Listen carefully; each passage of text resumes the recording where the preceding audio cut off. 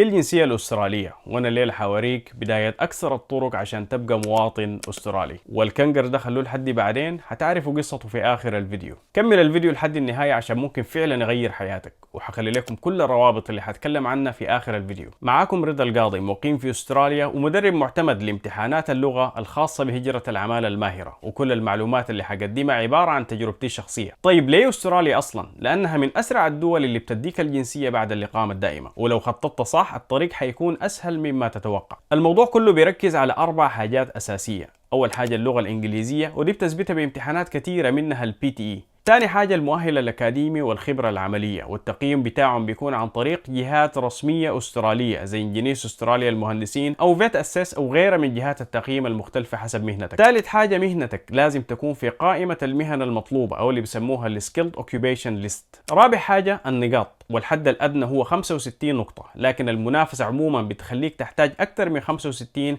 حسب مهنتك وحسب المنافسة فيها. احضر الفيديو الخاص بحساب النقاط عشان تعرف تحسب نقاطك. أنا شخصيا خططت كويس جدا ومن بدري، حضرت امتحاناتي وجهزت كل الأوراق المطلوبة، وخلال شهور قدمت على الفيزا 189 اللي هي أسرع مسار للجنسية الأسترالية. طيب أنت الآن قدامك خيارين، يا إما تتفرج وتقفل الفيديو وتنسى، أو تبدأ تخطط صح من الليلة زي الكنجر ده، وبعد كم سنة تكون مواطن أسترالي صالح ومعاك الجنسية. لو فعلا ناوي تبدأ مشوارك للهجرة والجنسية الأسترالية، احجز معانا استشارة مجانية من خلال اللينك اللي ظاهر أمامك، وأنا شخصيا حساعدك تعرف فرصك وتمشي في أقصر طريق. كان معاكم رضا القاضي، وسلام.